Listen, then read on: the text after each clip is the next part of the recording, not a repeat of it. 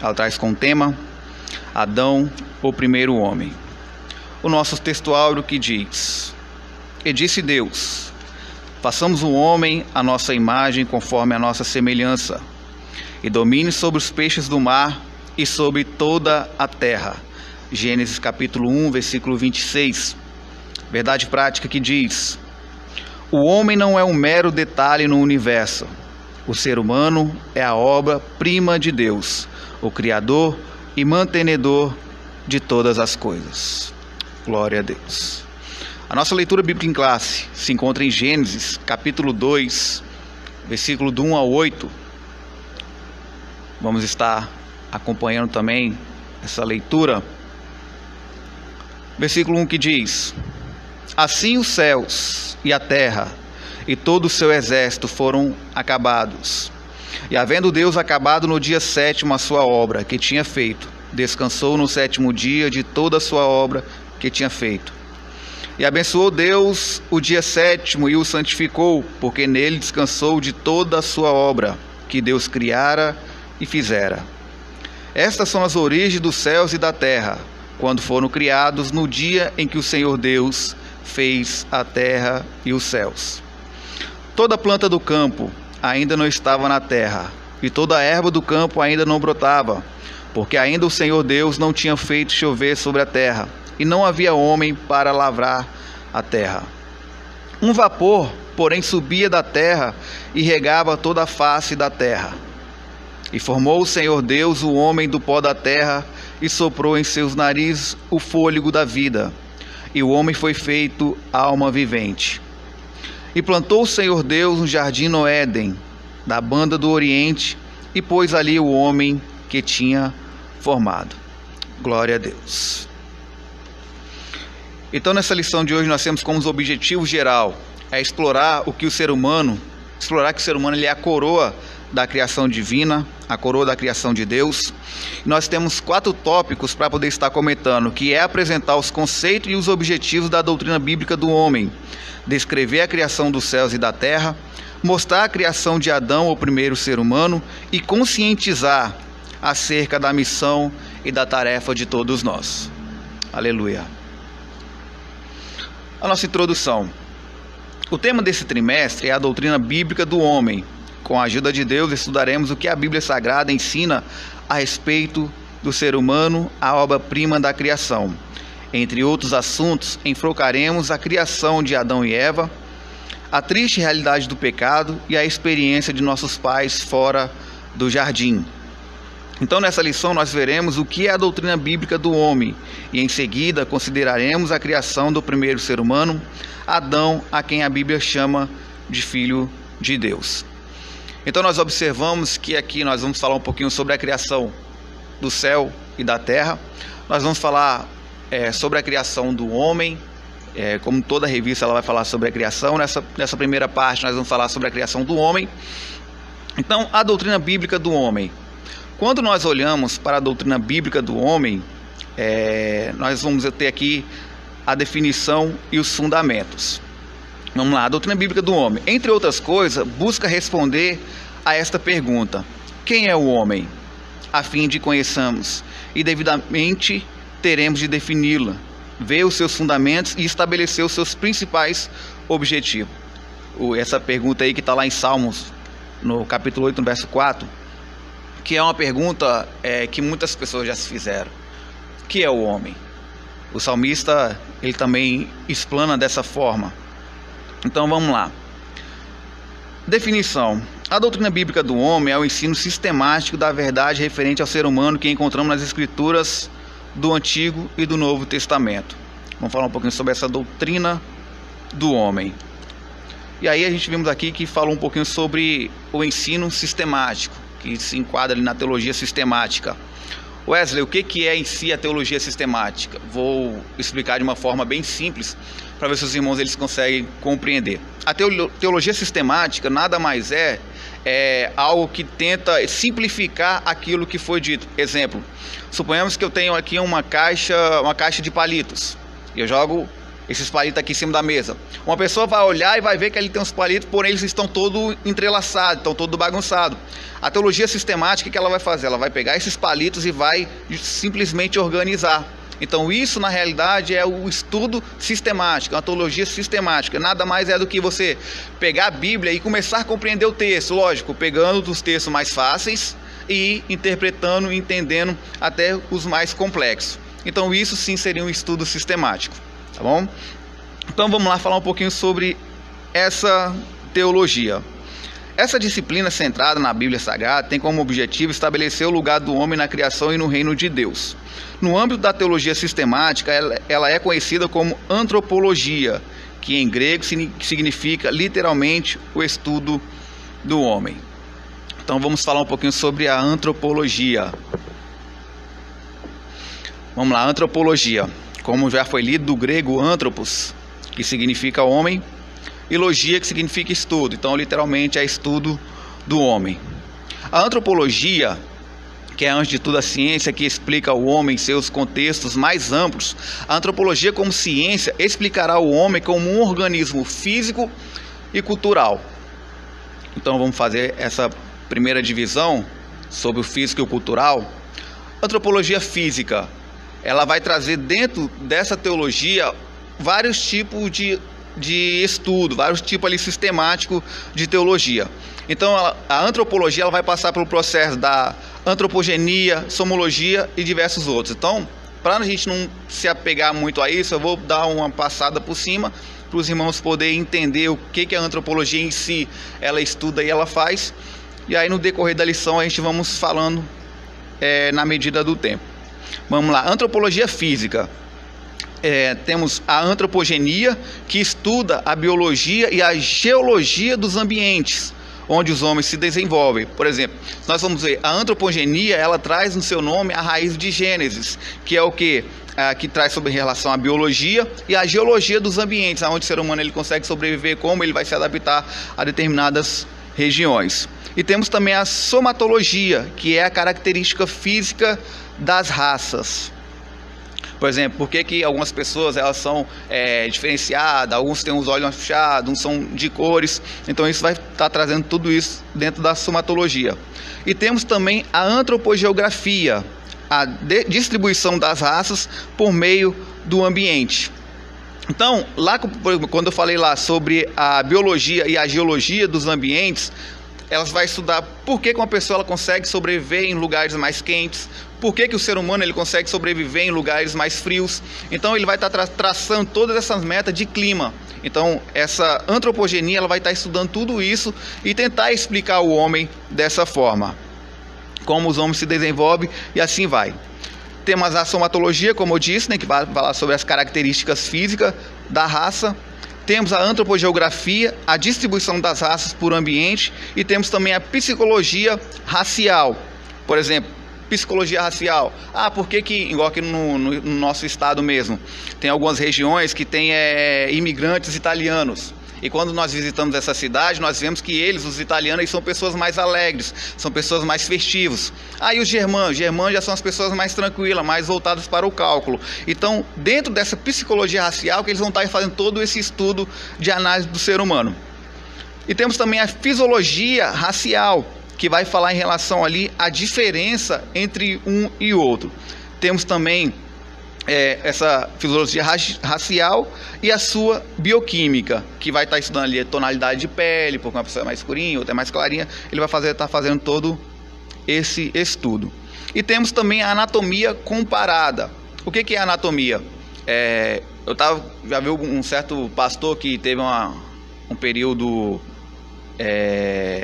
no Japão, se eu não me engano, e lá ele chegou a comentar que ele passou um tempo lá, e lá convivendo com os demais, e eles passaram para ele que eles conseguem diferenciar, por exemplo, um japonês, de um coreano, do chinês. E aí ele pegou isso aí também. E quando ele olha para uma pessoa, eles estão, embora todos eles tenham os olhinhos puxadinhos, ele consegue identificar qual é qual. Então isso está dentro da anatomia comparada. Quando você olha para uma pessoa, consegue comparar e ver e distinguir de onde ele é. Então essa é a antropologia física. Agora nós temos também a antropologia cultural, que consiste também em algumas matérias dentro disso, que é a linguística, a tecnologia, a arqueologia, artefatos e utensílio. A arqueologia, o que em si ela estuda? Nós sabemos que a arqueologia, ela traz aquilo que foi artefatos, que foram achados, que foram encontrados por cientistas, e aqui dali procura de uma forma mostrar e mostrar para as pessoas a existência de Deus. Que sempre quando nós olhamos na internet, nós vemos que foi um artefato, um arqueológico que foi encontrado. Por exemplo, há um tempo atrás que encontraram uma moeda lá da época de Sansão. E aí eles entenderam que o livro realmente de fato de Juízes é verdadeiro. Então, a arqueologia ela vem justamente para poder somar. Exemplo, e ela vai estudar tudo isso, como eu coloquei aqui, sobre artefatos e utensílios. Wesley, um lugar lá eles encontraram uma faca, mas faca é faca em todo lugar. Mas porém eles pegam e começam a estudar por quê? Uma faca em uma determinada região eles encontraram de uma forma, porém em um outro lugar ela é a mesma faca, porém ela tem detalhes diferentes. O formato dela é diferente, a pegada é diferente. E aí eles começam a estudar por que daquela pegada. E aí eles vão entender que aquela pegada que eles fizeram, aquele design da faca é para uma punhadura, para uma caça, é uma apanhadura para eles poderem melhor se defender. Então tudo isso é arqueologia que vai estar definindo. E temos também a antropologia social, que vai trazer os costumes, tradições, família e economia. Vamos falar um pouquinho então sobre esses costumes e tradições. E a gente se pergunta, nosso país ele é um país quente e frio ao mesmo tempo, dependendo da estação do ano. E se nós formos ver essa questão de costume, por que o índio, aqui no nosso país, ele anda seminu? E por que em outros lugares, as pessoas que têm os mesmos costumes ali, já porém andam vestidos? Então isso vai ver que essa antropologia social ela estuda sobre isso. E aí quando eles chegam a um parâmetro, eles vão entender, o Brasil ele é um país quente e frio ao mesmo tempo. Só que porém lá os índios eles andam seminu porque tem a vegetação. Às vezes eles não têm uma água potável e a vegetação cobre eles, então que dali dá para eles uma segurança. Agora em outro país, onde o clima é muito mais quente, mas só que porém não tem a água, não tem um rio, o que eles têm que fazer? Eles têm que ir no meio da sociedade, então eles precisam de estar vestidos. Então essa antropologia social ela vai estar trazendo em relação a isso, a costume, tradições, família e economia.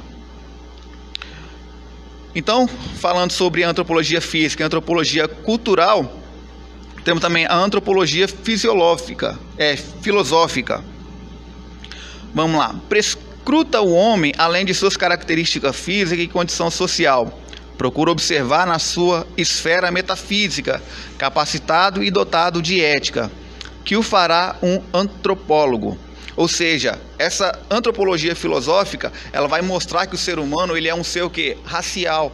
É uma pessoa que tem a capacidade de raciocínio, de pensar e de agir. Não agir por impulso, embora muitas vezes o ser humano ele acaba agindo por impulso, mas ele é um ser que ele tem total capacidade de raciocínio. E a antropologia teológica, tratar de origem criada de ser humano e sua relação com a divindade. Nessa ciência, o homem é um ser transcendental, capaz de interagir com a divindade como objeto de plano divino, no ambiente terreno e na história.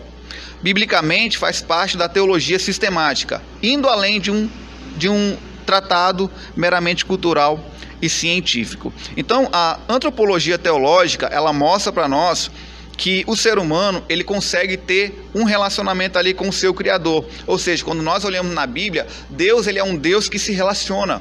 Deus, desde o começo, e nós vamos estudar isso nessa lição, desde o princípio, Deus ele procura um relacionamento com o homem. Não é como algumas outras pessoas, alguns outros estudos científicos, teológicos, que eles afirmam que Deus ele criou o mundo, criou a terra, criou o ser humano e deixou o ser humano de lado e foi criar outros mundos.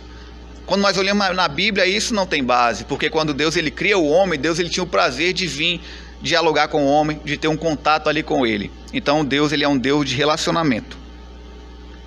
Glória a Deus. Então, nessa parte aqui que nós lemos, nós vimos um pouquinho sobre essa definição dessa antropologia e acredito que ficou claro para os irmãos para poder entender um pouco sobre esses passos. A gente não podemos nos aprofundar muito, porque ficaria muito extenso, mas espero que os irmãos tenham compreendido na medida do possível. E fundamentos. O principal fundamento da doutrina bíblica do homem encontra-se, obviamente, na Bíblia Sagrada, nossa única regra infalível de fé prática. Então, esse é o fundamento da doutrina bíblica do homem. Ou seja, sempre quando nós ouvimos algumas pessoas falar, se você quer saber quem você é só você olhar o manual. É você olhar a Bíblia. Esse sim é a nossa única regra infalível, que é a Bíblia Sagrada, que é o nosso manual. Então, se eu tenho dúvida de quem eu sou, eu tenho que procurar nas Escrituras Sagradas para poder entender. Tá? Vamos lá então, definindo essa questão dos fundamentos também.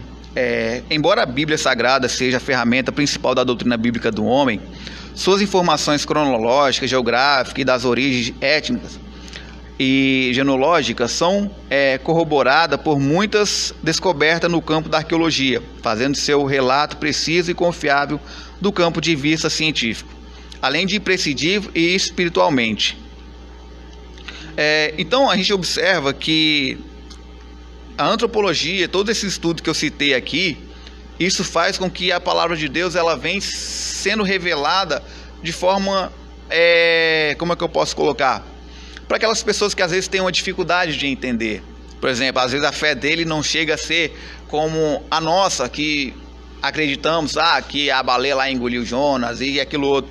Para eles precisam de ter algo para poder comprovar aquilo dali. E a arqueologia, ela simplesmente faz isso. Ela vai lá e pesquisa e busca e cava aqui, cava ali, e daqui a pouco eles encontram artefato. E aquela pessoa que duvidava, quando olha que dali fala, opa, eu já ouvi alguém falar sobre isso, e estava na Bíblia. Aí começa a ler, começa a se interessar e ver ali o que Deus ele andou fazendo, e começa ali o seu caminho de fé. Porque para ele ter a fé dele, para ele acreditar, ele precisa estar vendo algo, ele precisa estar comparando. E isso, biblicamente, a gente temos exemplo de Tomé também, né? Que embora lá aquele episódio que aconteceu, embora conviveu ali, teve o contato com Jesus, mas na hora ele duvidou. Então ele precisou de ver, olha lá, de tocar, para poder realmente ter a certeza do que estava acontecendo. Vamos lá então, continuando aqui em fundamentos. Todavia, servimos-nos também como fontes auxiliares de nosso credo e declaração de fé das Assembleias de Deus no Brasil. Objetivos. Vamos lá. Estes são os objetivos da doutrina bíblica do homem. Responder às grandes perguntas do ser humano. Quem sou eu? De onde eu vim? O que represento? E qual é a minha missão? E para onde eu vou? Segundo, mostrar a dependência do homem em relação a Deus, o Criador e mantenedor de todas as coisas, e levar o homem a relatar sua comunhão com Deus através de Jesus Cristo, o homem perfeito. E consolar-nos quando os nossos destinos eternos por meio do sacrifício de Jesus no Calvário, verdadeiro homem e verdadeiro Deus. Somente nesse primeiro ponto eu quero destacar algo aqui para os irmãos,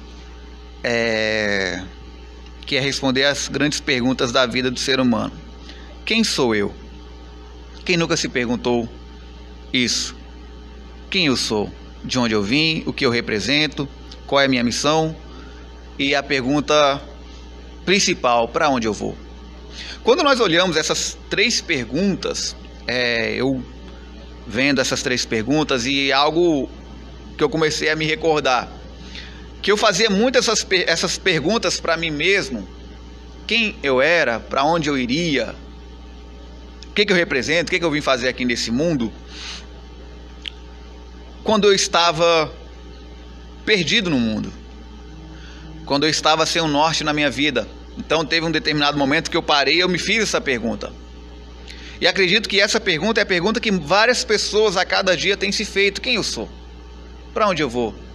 O que eu vim fazer nesse mundo? E muitas vezes essas perguntas que nós fazemos, nós só fazemos ela quando a situação não está nada fácil. Porque a pessoa ela para se perguntar: está tudo dando errado na minha vida. Da onde eu vim? Para que eu estou aqui? Qual é o propósito? Por que disso? Então, são essas perguntas que nós só conseguimos compreender através da palavra de Deus. Então, vamos lá, nessa questão dos objetivos. Como eu falei, que é expressar, essas perguntas: quem eu sou, que mostra ali a necessária consciência do eu, de onde eu vim, que trata de nossa origem criada e não evoluída. E é importante essa parte, obrigado, que eu li aqui, que trata de nossa origem criada e não evoluída. Por quê? Como tem a teoria do Big Bang, que tudo ocasionou, que tudo aconteceu, tudo surgiu através de uma explosão. E aí eu faço uma pergunta para todos, e se alguém quiser responder, pode ficar à vontade. Alguém já viu alguma explosão, nem que seja pela internet, pela TV, ou pessoalmente, a explosão de alguma coisa, um foguetinho, algo do tipo? Mas nós temos a ciência que é o quê? Uma explosão. Quando nós falamos de explosão, a primeira coisa que vem em mente é o quê? Uma destruição. Então, quando a gente se remete à palavra explosão, eu nunca vi algo que explode construir algo. Eu nunca vi, por exemplo, uma casa que explodiu, saiu uma outra casa. Então, observa que essa teoria que eles têm do Big Bang, de uma explosão, que tudo aconteceu de uma explosão, explodiu e de repente que tudo começou a acontecer, eu nunca vi uma explosão que cria algo. Pelo contrário, a explosão em si, ela causa uma destruição. Então, quando nós temos visto e vem acompanhando as pessoas que tentam provar um argumento que biblicamente não faz sentido, porque eles têm uma dificuldade de entender que foi o próprio Deus que fez a criação, que fez tudo ali pelo poder da sua palavra. Glória a Deus. Então vamos lá. O que represento? O que eu represento? Ou cumprimentando essa pergunta, o que eu devo representar? Nós devemos representar Deus na imagem, semelhança e na essência e na natureza. Glória a Deus. Então nós devemos representar o Criador. E qual é a minha missão na terra? Qual é a nossa missão? A nossa missão vou simplificar para os irmãos, é aquilo que Jesus ele ensina os discípulos a orar. Quando os discípulos falam, olha, Senhor, nos ensina a orar, e Jesus ensina a eles a oração ali do Pai Nosso. E nessa oração tem uma parte que é muito interessante, que Jesus ele diz que seja feito na terra como é no céu. Então essa é a vontade de Deus, trazer o quê? A vontade de Deus para a terra. E para onde eu vou? Aí, essa daqui nós podemos falar com toda certeza, para a eternidade. Para onde eu vou? Para a eternidade. Wesley, mas a pessoa ela ainda não crê em Cristo, ela também vai para a eternidade. Mas só que porém na eternidade há dois destinos, o céu ou o inferno. Eternidade você vai de qualquer forma, não tem para onde correr. O negócio é o destino. Qual será essa eternidade? Glória a Deus. Só há dois lugares. Então vamos lá. Então, passando essa questão da antropologia, vamos falar agora sobre a criação dos céus e da terra. Glória a Deus. Hamilton, você lê para a gente, por favor? Segundo tópico, a criação dos céus e da terra. Não, mas... Em primeiro lugar, Deus criou os céus e a terra, e tudo o que nele há. E só então veio a formar o homem em sua infinita sabedoria.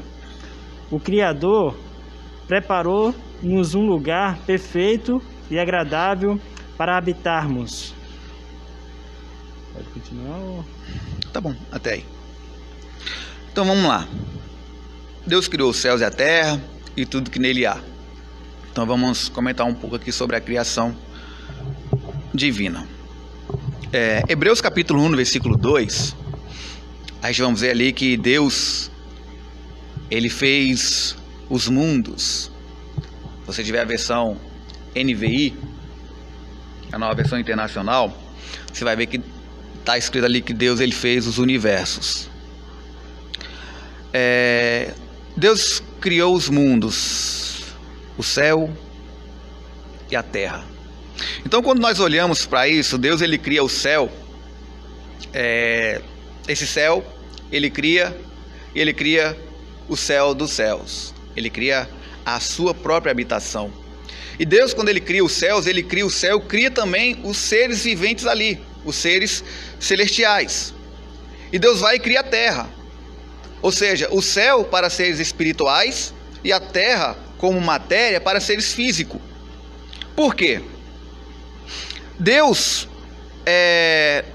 como ele é um ser espiritual, ele é um ser invisível, não tem como o homem o ver. Então Deus ele cria a terra e forma tudo ali perfeito, mas só que porém para que Deus ele venha se revelar ao homem, Deus ele tem que se introduzir ao mundo para poder se revelar, porque senão o homem não vai conseguir o vê-lo e muito menos o compreender. Então quando a gente, por exemplo, olhamos lá em Hebreus capítulo 1, ainda no versículo 6, Deus ele se revelando, ou seja, ele se introduzindo no mundo como um ser humano, para poder entender o que se passava ali e para poder se revelar ao homem de uma forma extraordinária. Então nós vemos que Deus, ele cria tudo ali perfeito. Cria o céu, cria os anjos, cria as habitações ali, cria o seu lugar, o céu dos céus, a habitação do Criador. E Deus ele vai criar a terra, o mundo físico, cria tudo ali perfeito para então ali introduzir o homem. E coloca o homem ali. E agora Deus ele vai se revelar ao homem lá em Hebreus capítulo 1, versículo 6. O próprio Deus se introduzindo na terra para poder visitar o homem e ter o homem ali. Porque, como eu falei no começo, desde o princípio Deus, o desejo dele era de quê? De ter um relacionamento com o homem, de se aproximar da raça humana. E isso teve um desvio, teve um problema lá no início e nós vamos falar também sobre isso. Lá em Colossenses capítulo 1, versículo 15, tem um versículo que diz: o qual é a imagem de Deus invisível, o primogênito de toda a criação.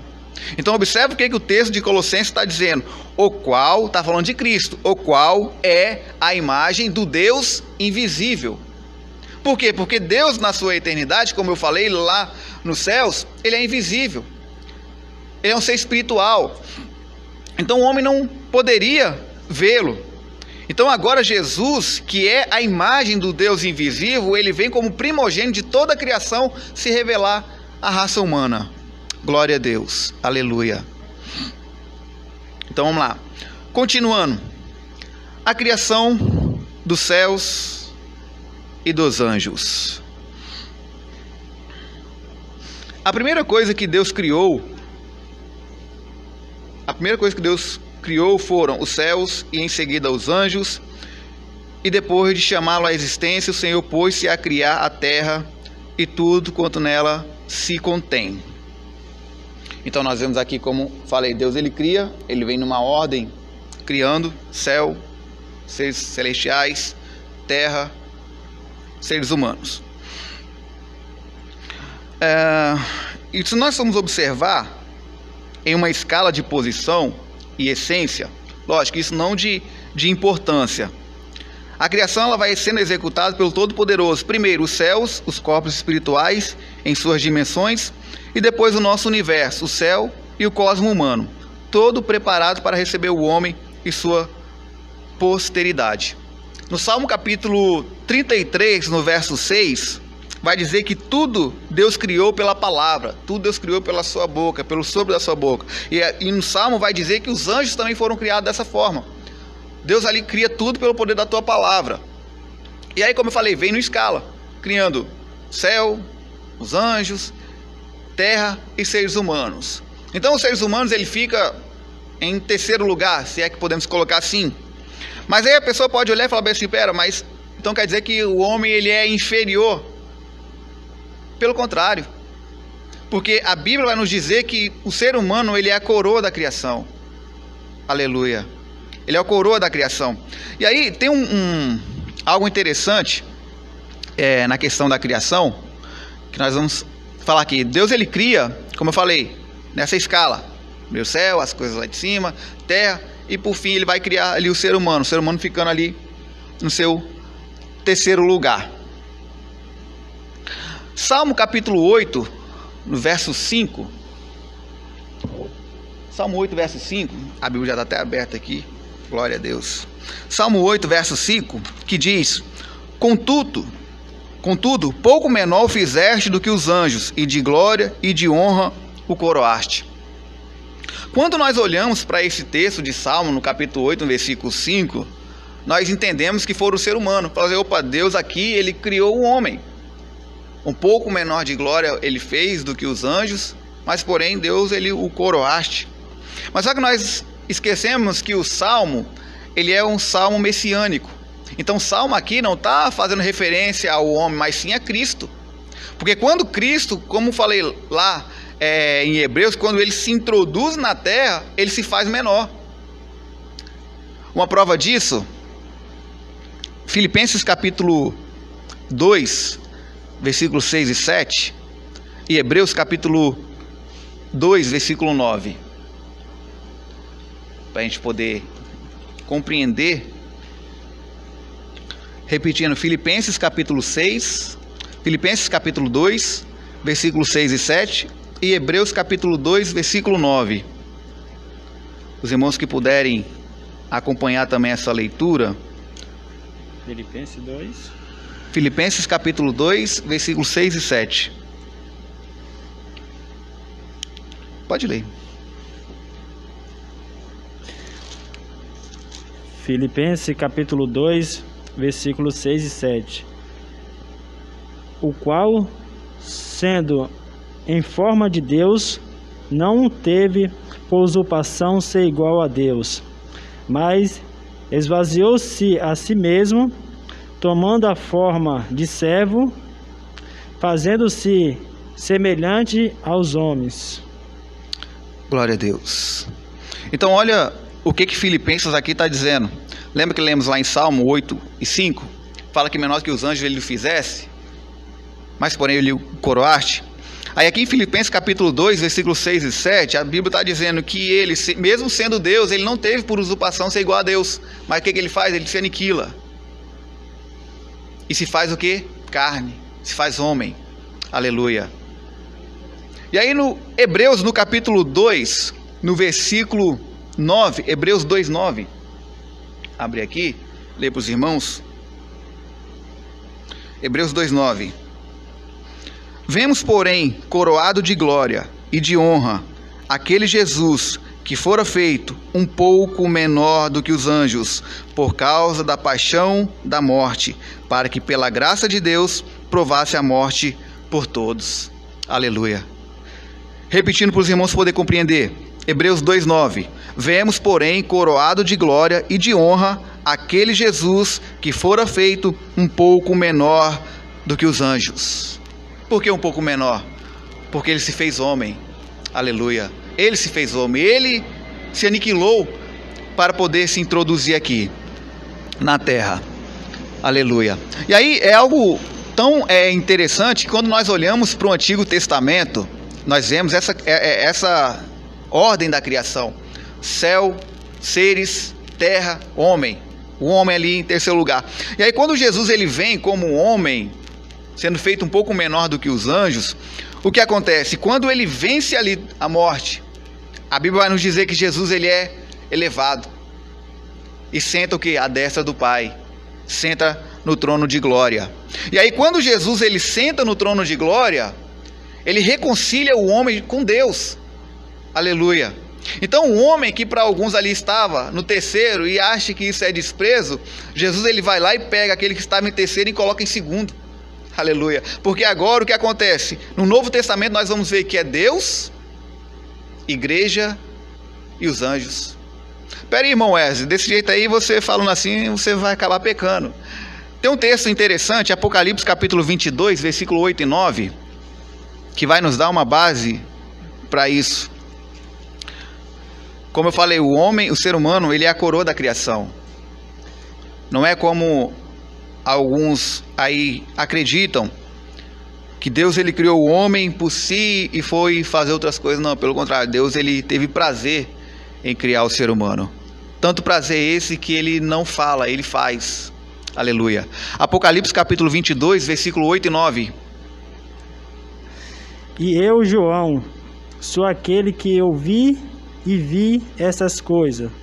E depois de as ter ouvido e visto, prostei-me aos pés do anjo que me mostrava essas coisas, para o adorar. E ele me disse: olha, não faça tal coisa, porque eu sou conservo teu e de teus irmãos, os profetas, e de todos os que guardam a palavra deste livro. Glória a Deus. Adora a Deus. Aleluia. Então vamos lá. Explicando essa parte de Apocalipse capítulo 22, versículo 8. Como eu falei, Jesus, após a sua morte, ele eleva a igreja. Ele leva o ser humano, reconcilia novamente com Deus. Então ficando Cristo ali, a trindade divina, Deus, a igreja e os anjos. Aí aqui em Apocalipse, João, é ele que está testemunhando isso. Porque ele está vendo ali todas as coisas ali acontecendo, um anjo ali fazendo. E aí ele mesmo vai falar que ele se prostra diante daquele anjo. E aí quando ele se prostra, o que, que o anjo diz? O anjo vai e fala: não, João, não faz isso não, por quê? Porque eu sou seu conservo.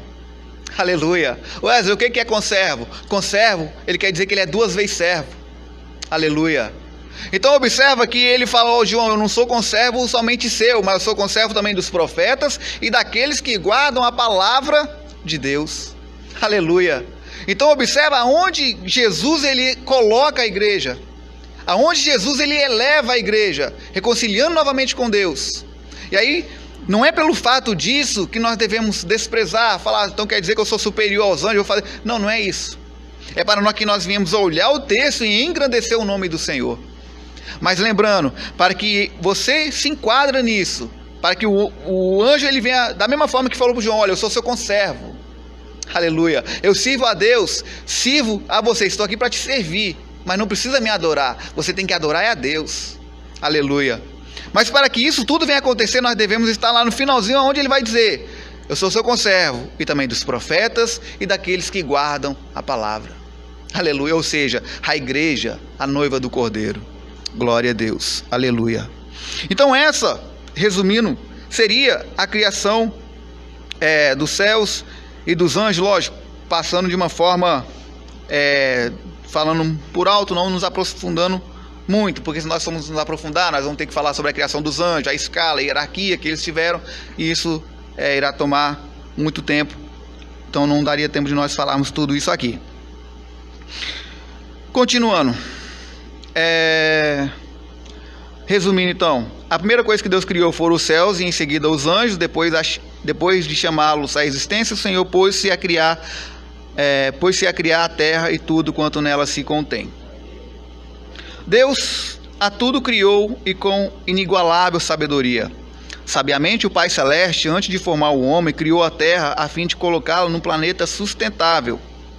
A forma como Deus agiu com toda a sua obra é enaltecida pelo autor sagrado. A sabedoria divina está patente em toda a criação. Por essa razão, todas as obras do Senhor são admiráveis, sublimes, ricas em variedade. Aleluia.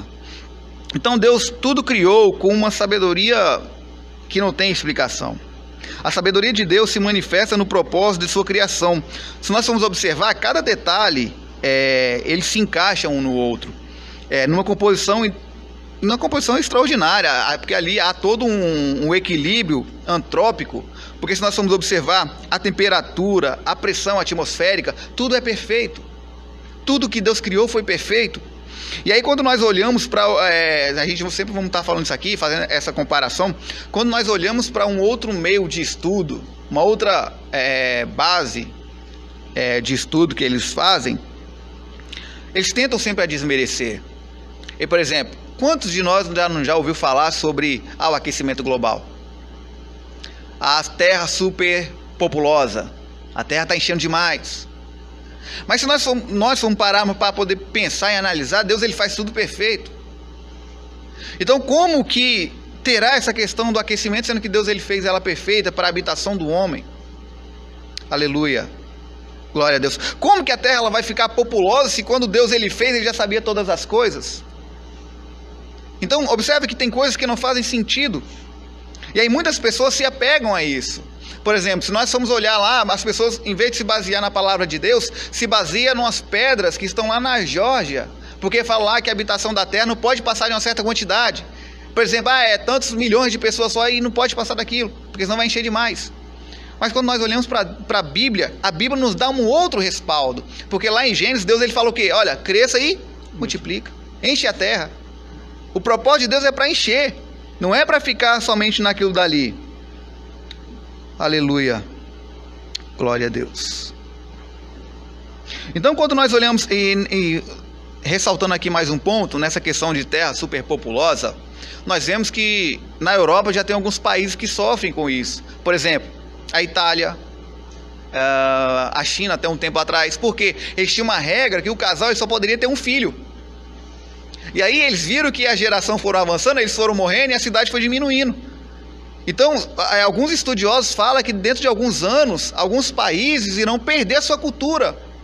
Por quê? Porque lá atrás pensaram errado. Aí hoje na China, alguns anos atrás, eles mudaram essa maneira de pensar. Agora eles estão incentivando as pessoas a terem mais de 2 filhos. Por quê? Porque senão eles vão perder a cultura, vão perder tudo aquilo que eles lutaram para poder conquistar. Então, a Bíblia, ela vai ser sempre o respaldo para a nossa vida.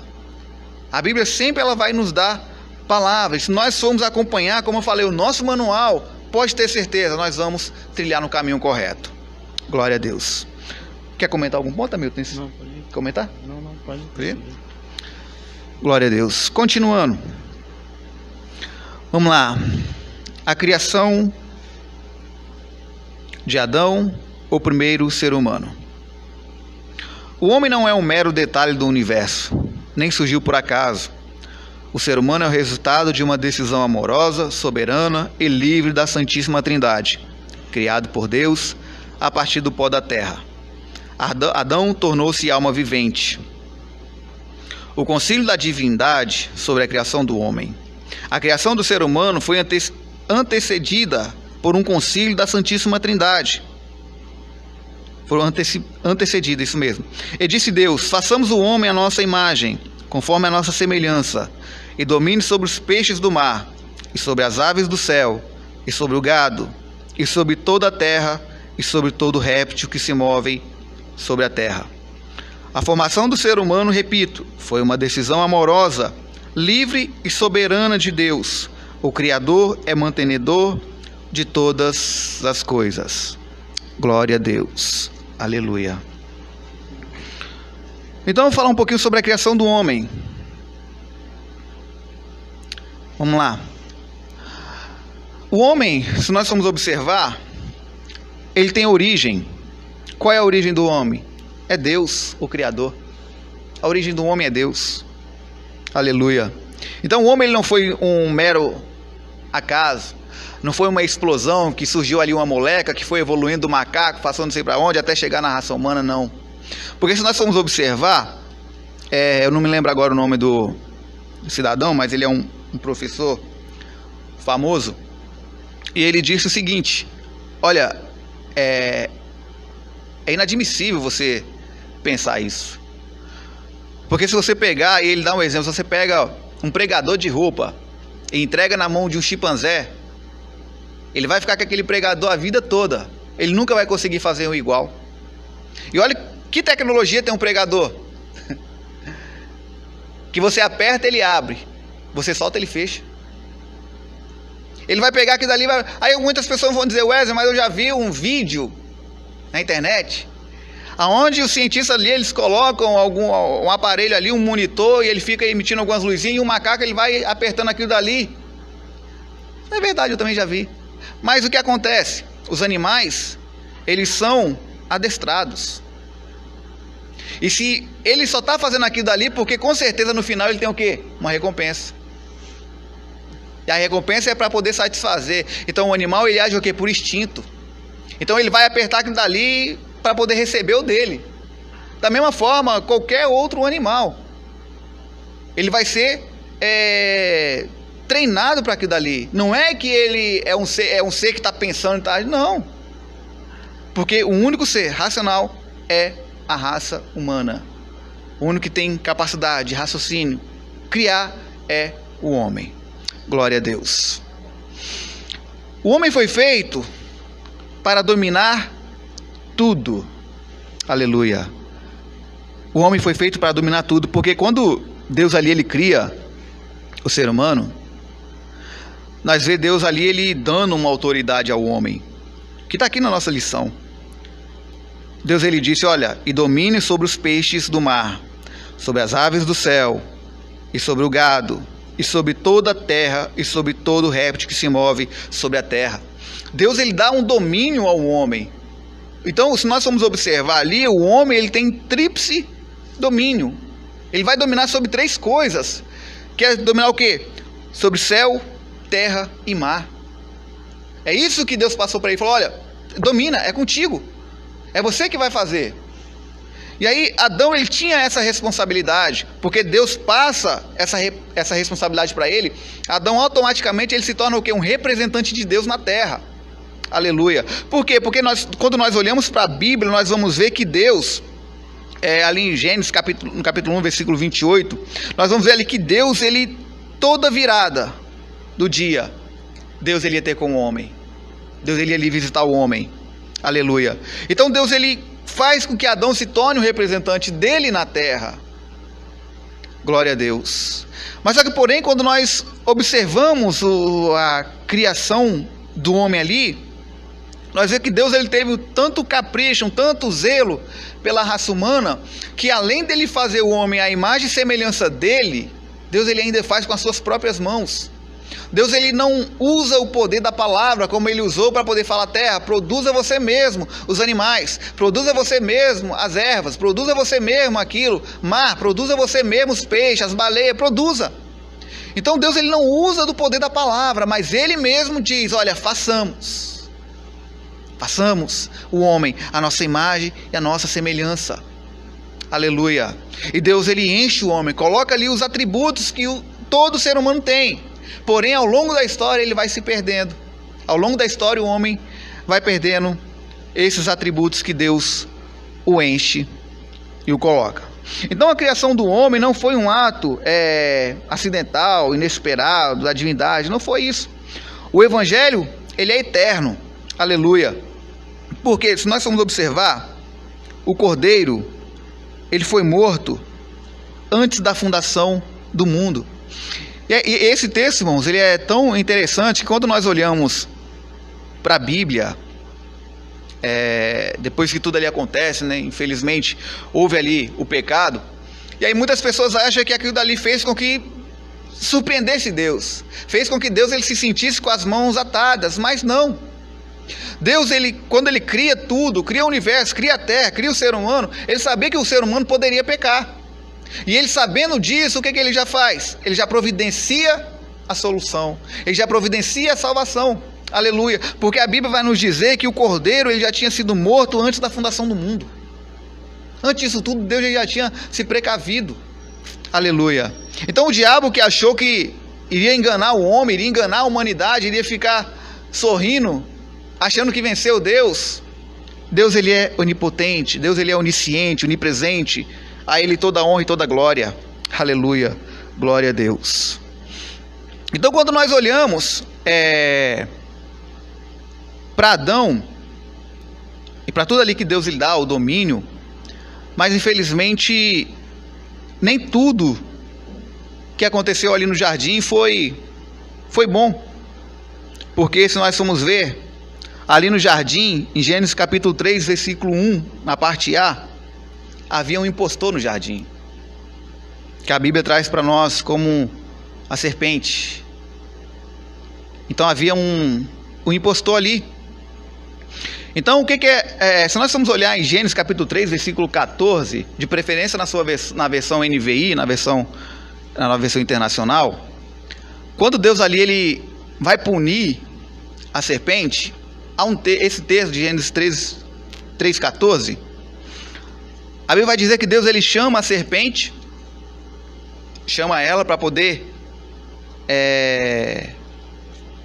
tratar com ela pelo fato do que aconteceu ali, de trazer o castigo sobre ela. Ele diz que ela seria o animal mais amaldiçoado dentre os animais domésticos e dentre os animais selvagens. Então, quando nós olhamos para isso, por esse contexto que está ali em Gênesis 3,14, na Nova Versão Internacional, nós entendemos que a serpente, ela poderia sim, e algumas pessoas até hoje, elas domesticam esse tipo de animal, embora isso seja uma visão alegórica para algumas pessoas. A serpente, ele talvez não estaria tratando da serpente em si. Mas enfim, vamos nos basear no texto. Então, o que acontece? Deus, ele amaldiçoa ela entre os animais ali domésticos e ainda entre os animais selvagens. E aí o que acontece de interessante é que a serpente, ela vai de encontro a Eva. Porque se nós formos ver, não é Eva que procura diálogo. Pelo contrário, já é ela que vem se oferecendo. Porque antes de entrar nesse ponto, a Bíblia diz o quê? Que ela era o quê? Astuta. A serpente era astuta. Então ela vai até Eva e começa a dialogar. E Eva dá ouvido. Mas só que, porém, vamos pegar num texto, num contexto, para que nós venhamos entender. Quando Deus, ele cria a terra ali, coloca ali o homem, Deus dá esse lugar ao homem. O homem, ele passa a ser habitante dali. Então aquele lugar ali, eu entendo que era a morada do homem. Aquilo ali era a casa dele. Então quando a serpente, ela vai até Eva, eu consigo entender, olhando aqui, eu entendo que essa serpente, ela vai até a casa de Adão para poder tentar Eva. E Eva, ela cede a essa tentação. Aleluia. Eva, ela acaba cedendo. Então observa que a serpente, ela entra dentro do lar de Adão e rouba, toma tudo aquilo que Deus entregou em suas mãos. Toda a autoridade que Deus, ele entregou nas mãos de Adão, agora é entregado de mão beijada para Satanás. Aleluia. Glória a Deus. Louvado seja o nome do Senhor. Então, se nós formos ver, a serpente, ela entra ali dentro do lar de Adão. E aí causa a origem, tentação e queda. Da onde originou, vem a tentação e acaba vindo a queda do ser humano. Mas aqui há alguns pontos para a gente poder falar. Em relação a isso, ela vai, toma tudo ali, o domínio que o homem tinha. Porque o diabo toma, Adão entrega para ele. Aí o que acontece? Lá no Novo Testamento, o diabo, ele vai afirmar isso. Porque quando ele vai tentar Jesus, ele tenta Jesus mostrando aquilo que ele acha que tem propriedade. Ele fala o quê? Tudo isso aqui eu te dou. Percebe? Era como se ele estivesse falando, olha só, tudo aquilo que eu peguei dele lá, eu dou a você. Mas para isso você tem que me adorar. Então, Adão, ele entrega aquilo dali. Mas só que, porém, no texto no qual nós lemos, o cordeiro, ele foi o quê? O cordeiro, ele foi morto, sacrificado desde a fundação do mundo. Glória a Deus. E aí, segundo a tradição judaica, os irmãos podem até estar pesquisando, segundo a tradição judaica, eles trazem ali um relato que Adão, quando Deus, ele fala que Adão ali nomear, colocar nome nas criaturas, e Deus ali, ele procura, Adão também procura alguém para lhe auxiliar. E Adão, ele vai procurar no meio do mar, Adão vai procurar na terra, procura algum animal que lhe auxilie. Mas só que, porém, ele não encontra nada. Não encontra. E aí, segundo a tradição judaica, e até interessante isso, que eu não sei se o comentarista colocou por já saber, ou se é Deus. Que se nós formos observar a nossa lição na capa dela, nós vemos aqui que tem uma figura. E tem a figura ali de Adão, alguns animais, e tem a figura de um cordeiro ao lado de Adão. E aí, segundo a tradição judaica, Adão, quando ele vai procurar entre os animais algum animal que lhe auxilie, Adão, ele acaba olhando um cordeiro e toma esse cordeiro como um animal de estimação para poder criar, para poder cuidar. E aí ele começa a cuidar desse animal. Então, se os irmãos observar na lição, essa imagem aí, geralmente a tradição judaica diz que isso de fato aconteceu. Adão, ele tinha esse cordeirozinho como um animal de estimação. Ele se identificou com ele. Então esse animal, ele ficava com Adão para onde ele ia. Ele tinha esse animalzinho de estimação. E aí é algo tão lindo. Por quê? Porque o cordeiro, ele é tido como um tipo, ou seja, uma sombra. Aleluia. Ele é uma sombra daquilo que é o verdadeiro. Enquanto esse cordeiro aqui, que Adão está andando com ele como um animal de estimação, como alguém que está ali do seu lado, aleluia. A Bíblia nos diz que, segundo a tradição, esse cordeiro, e a Bíblia também nos afirma, que é um tipo, é uma sombra daquilo que é o real, daquilo que é o verdadeiro. Ou seja, esse cordeiro era um tipo e Jesus é o antítipo. Enquanto o cordeiro é uma sombra, Jesus é o verdadeiro, Jesus é o real. Então, por isso que Jesus, ele se revela aos homens, mostrando: olha, eu sou o cordeiro que foi morto, mas ressuscitou. Aleluia. Eu sou aquele que antes de tudo criar eu já era. Então ele vai se revelar, sendo o cordeiro. E aí o que acontece? Após o pecado de Adão, após eles terem ali pecado, Adão ter entregado tudo ali na mão do inimigo, a Bíblia vai dizer que Deus agora ele tem que tomar uma atitude. Ele expulsa o homem do jardim para poder preservar o próprio homem. Até nesse ato que é colocado como uma expulsão, Deus ele ainda está protegendo o homem, porque se o homem já caído, pecador, ainda toma do fruto que o tornaria imortal, nós seríamos verdadeiros demônios. Então Deus, visando isso, ele prefere expulsar o homem. E aí coloca ali alguns querubins para poder cobrir o jardim e não deixar com que ele retorne novamente. Mas só que, porém, antes de Deus, quando Deus ele expulsa o homem, coloca ali, dá a sentença para cada um deles, a Bíblia vai nos dizer que Deus, ele imola, ele prepara um animal e tira ali a pele desse animal e cobre Adão. Aleluia. Aí, segundo a tradição, esse animal que Deus ele imolou, Deus sacrificou ali, tira a pele para poder cobrir Adão, era o cordeiro de Adão.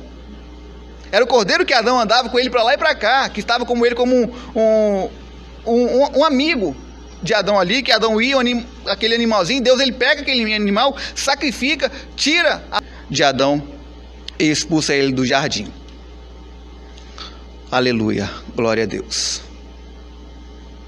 Então, quando nós vamos olhar lá em Hebreus, no capítulo 10, no versículo 5 e 6, Jesus ele reforça isso. Hebreus capítulo 10, versículos 5 e 6, ele fala que um corpo me preparaste para que ele viesse até a terra. Então Deus ele prepara um corpo para Jesus, para que ele venha cumprir com o seu propósito, para que ele venha recuperar tudo aquilo que Adão um dia perdeu. Ele agora vem recuperar. Aleluia. Tem um texto aqui em Gênesis, capítulo 22, falando sobre a preparação de Cristo. E capítulo 22, versículo 7, a partir do versículo 6: e tomou Abraão a lenha do holocausto e pôs sobre Isaque seu filho. E ele tomou em sua mão o fogo e o cutelo, e foram ambos juntos. Versículo 7. Então falou Isaque a Abraão, seu pai, e lhe disse: meu pai. E ele respondeu: eis-me aqui, meu filho. E ele disse: eis aqui o fogo e a lenha, mas aonde está o cordeiro para o holocausto? Versículo 8. E respondeu Abraão, Deus proverá para si o cordeiro para o holocausto, meu filho. E assim caminharam juntos. Glória a Deus. Aleluia. Então Deus ele sempre, nós vamos ver todo o livro de Gênesis a Apocalipse, melhor dizendo, de Gênesis até ali antes do livro do Novo Testamento, Deus ele sempre vem apontando Jesus. Deus ele sempre veio apontando a criação do homem. Aleluia, glória a Deus. Então esse texto ele é lindo, o que Deus ele fez, o cordeiro ali que Deus ele sacrifica, embora naquela situação que o homem ele estava, Deus não ficou nada satisfeito pela queda. E acredito que Deus, com uma tristeza imensa, colocando o homem para fora do jardim, porque tudo foi criado para o homem. Tudo ali foi criado para que o homem ele viesse a viver ali e habitar ali. Aleluia. Glória a Deus. Continuando. Lá em João capítulo 1, versículo 14, a parte A, vou ler aqui para os irmãos, João 14, parte A, que diz: e o verbo se fez carne e habitou entre nós, e vimos a sua glória como a glória do unigênito. Aleluia. Então observa que Deus, ele se fez carne e habitou entre nós. Foi necessário que Jesus ele se fizesse carne para que viesse habitar entre os homens. Aleluia. Então Deus ele visita o homem no jardim, e agora no Novo Testamento Deus ele vai visitar o homem já sendo Deus encarnado. Ele vem visitar o ser humano. Aleluia. Glória a Deus.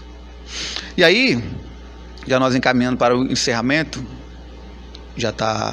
para estarmos concluindo. Tudo que Adão ele perde, tudo que Adão ele perdeu, tudo que Adão perdeu lá no Jardim do Éden, Deus ele vem no Novo Testamento para poder resgatar novamente aquilo que Adão ele perdeu. E aqui, irmãos, é um texto tão lindo quando nós nos dedicamos a estudar a palavra de Deus. Por quê? Quando nós olhamos para Jesus, quando ele vem, ele se encarna ali, o verbo se faz carne, ele passa a conviver com o homem, já sabendo do seu propósito, já sabendo do final, do que iria acontecer. Lembra quando eu falei lá atrás que Adão em casa, Adão na sua casa, o diabo ele entra, toma, ele entrega para o diabo tudo aquilo que Deus deu. Aleluia. E agora no Novo Testamento, quando Jesus ele se encarna, quando Deus ele se faz homem, aleluia, e vem na terra para poder viver aquilo que o homem viveu, mas só que porém com o propósito de cumprir aquilo que Adão não cumpriu. E aí, se nós formos olhar lá no livro de Mateus, no capítulo 4, Mateus capítulo 4, do 1 ao 10, a Bíblia vai nos dizer que Jesus, após ser batizado, após a confirmação do céu, o Espírito Santo descer sobre ele, a Bíblia nos diz que o próprio Espírito de Deus o conduz até o deserto. E quando Jesus ele chega ali no deserto, a Bíblia vai nos dizer que ele vai jejuar durante 40 dias, ele jejuando ali, se preparando, se consagrando, porque ele sabia o que iria acontecer. E aí, se nós formos observar deserto, aonde Jesus ele vai? Jesus ele vai no deserto. E deserto é o que? Deserto é lugar de desolação, destruição, lugar de tristeza, lugar que nada é bonito, tudo é feio, tudo é destruído. No deserto você não vê uma árvore. No deserto é tudo ruínas. Então no deserto, para algumas pessoas que colocam, o deserto é morada do diabo. Deserto é habitação do inimigo. Então se nós formos observar o que Jesus ali ele faz, Jesus, observe, Jesus, da mesma forma, o diabo lá atrás, em Gênesis, ele entra na casa de Adão, engana Adão entrega todo o domínio na mão dele. Agora Jesus no Novo Testamento, Jesus ele vai ao deserto, na casa do diabo, vence ele na sua casa, aleluia, glória a Deus, e toma tudo aquilo de volta, e toma tudo aquilo que o homem jamais era para ter entregado, aleluia, glória a Deus. Porque nós vamos ver isso, que Jesus ele toma tudo isso lá em Mateus capítulo 28, versículo 18. Mateus 28, 18, deixa eu abrir aqui para os irmãos.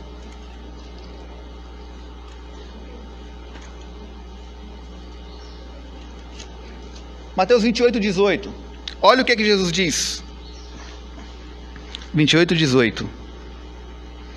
E chegando-se Jesus falou-lhes, dizendo: é-me dado todo o poder no céu e na terra, glória a Deus, no mar e embaixo da terra.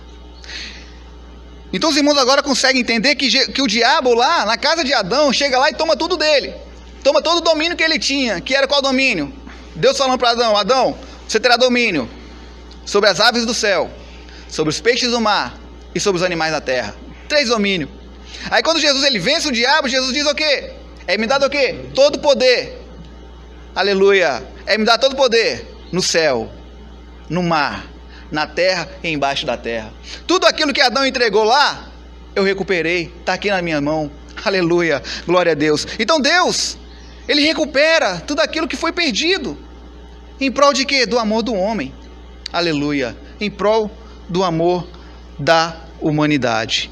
Então Deus, ele é um Deus zeloso, ele sempre tem cuidado de nós. Hamilton, quer acrescentar alguma coisa? Não. Vou fazer agradecimento depois. Agradecimento? Aí nós já vamos estar encerrando. Como os irmãos observam, não tem como a gente concluir a lição. A lição é uma lição muito... tem muitos detalhes. E se nós formos aqui também passar por cima e não mostrar alguns pontos interessantes, não teria sentido. Então, irmãos, essa é a nossa lição. Espero que os irmãos tenham entendido, não tenham ficado nenhuma dúvida. E reforçando, Deus, ele sempre esteve com o ser humano. Muitas vezes o que acontece é que o próprio homem, ele fica indeciso sobre esse Deus que ele serve. Às vezes ele fica com receio, mas esquece que Deus, ele é conhecedor de todas as coisas, e Deus, ele só está esperando um pedido de perdão, desculpa, um posicionamento para ele poder agir. Aleluia. Então Deus, ele age em nossas vidas a todo tempo, mas isso também tem que partir de nós, o reconhecimento de tudo aquilo que ele fez para conosco.